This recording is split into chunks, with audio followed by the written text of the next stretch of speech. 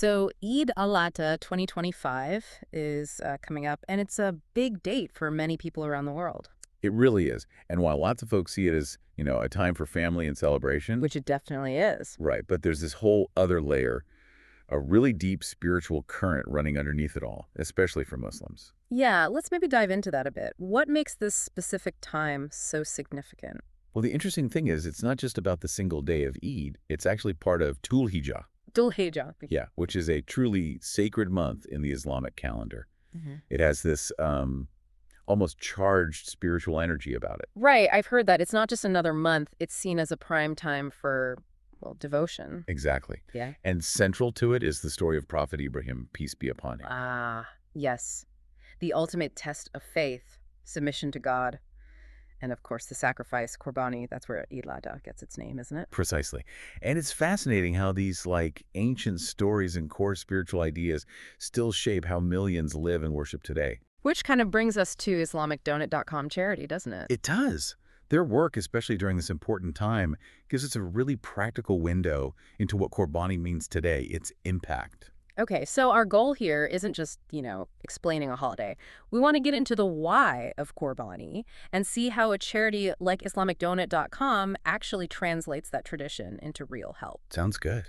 Yeah. Let's maybe start with Dhul-Hijjah itself then. Our sources really emphasize it as one of the holiest periods. Right, a time when spiritual focus really ramps up. And those first 10 days, they're particularly special. Hugely special. The information we looked at says they're considered the most beloved days to Allah, to God, for doing good deeds. That's quite a statement. It really is. It puts a massive emphasis on action during this window. Yeah, any good deed, big or small. And it's not just about, grand gestures. The material mentions specific recommended acts. Like what? Well, fasting, extra prayers, remembering God Dhikr, it's called, and importantly for our chat, acts of charity. Ah, okay. And that's where IslamicDonut.com fits right back in, isn't it? You can see their work as a direct expression of that call to service during Dhul-Hijjah. Exactly. They're channeling that spirit of generosity into practical help. Which leads us neatly into Qurbani itself. Yes. The sources explain it clearly. It's an act of worship, remembering Prophet Ibrahim's, incredible obedience, commemorating that moment of faith. Right. But what strikes me about IslamicDonut.com, from what we've seen, is how they take that very personal act of devotion. The sacrifice itself. Yeah, and they kind of amplify it. They make it benefit the whole community, feeding the poor, supporting people in really dire situations. That's a really crucial point. Yeah. Because the material we have draws this stark contrast, between the festive Eid many experience. Feasts, family, gifts. Exactly. And then the reality in, say, refugee camps or places like Gaza, Rafah, other conflict zones, celebrations might be completely impossible there. It's quite sobering. While some of us are planning big meals, for others, just a warm meal on Eid. It's not guaranteed at all. The sources really hit home that basic need. Something many of us take for granted, absolutely. And this is exactly what Qurbani, when facilitated by charities like IslamicDonut.com, addresses head on. Providing that fundamental nourishment. And maybe a sense of care, of being remembered, too. So if someone listening wants to participate, wants to give their Qurbani through this charity, how does that actually, work? Good question. The sources map out the journey of the donation. From intention to impact. Pretty much. It highlights the practical steps. Yeah. Donors can choose to give the value of a goat or a sheep or share in a cow, even a camel. Okay, and it's not just general giving, right? I saw they let you choose regions. Yes, exactly. You can direct your Qurbani to specific places like Palestine, Syria, Niger, Sudan, and others listed. It creates a more direct link, perhaps. A connection to where the need feels most urgent for the donor. And critically, the charity handles the whole process, ensuring it meets Islamic requirements, Sharia compliance.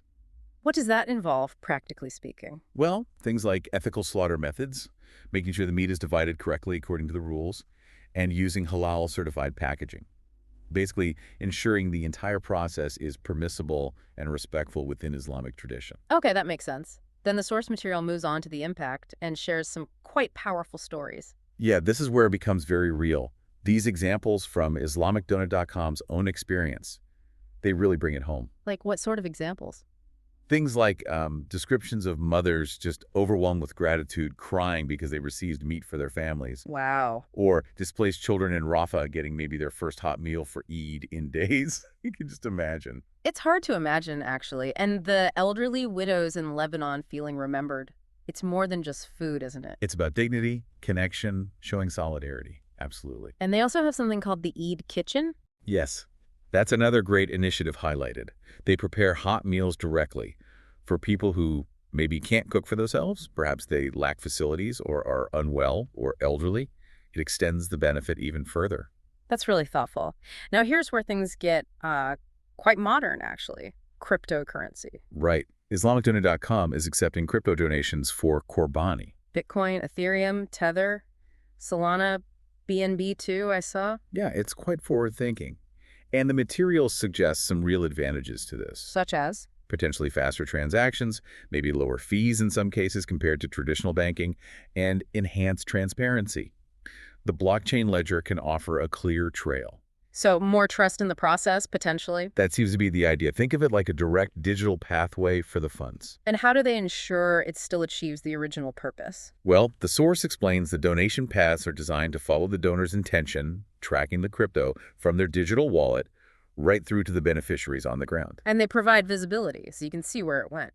That's what they emphasize, yes. Providing insight into where the funds are directed, which helps build that confidence and accountability. Okay, so pulling all this together, the main message seems to be that Qurbani isn't just about the meat.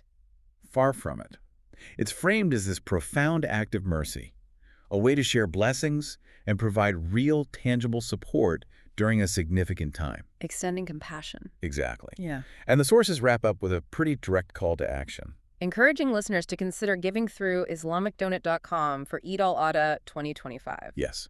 Laying out the options, crypto or traditional fiat currency. And reminding people of the direct impact. You're literally feeding someone. You're honoring your faith in a very concrete way.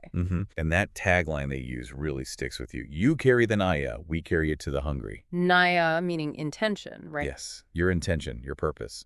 It perfectly sums up their role as the bridge, connecting the donor's devotion to the person in need. So to sort of wrap up our deep dive here, we've traced this line from the deep spiritual roots in Dhul-Hijjah and the story of Prophet Ibrahim. All the way through the act of Qurbani, and seeing its modern-day expression through the work of charities like IslamicDonor.com, impacting vulnerable communities. It really makes you think, doesn't it, about how these acts of faith, these personal intentions, How they translate into real, tangible relief. yeah, how they can bring hope. And how, especially during these shared spiritual moments, individual actions, when pulled together, can actually create significant positive change in the world. A powerful thought to consider, definitely. How faith and action intertwine to make a difference.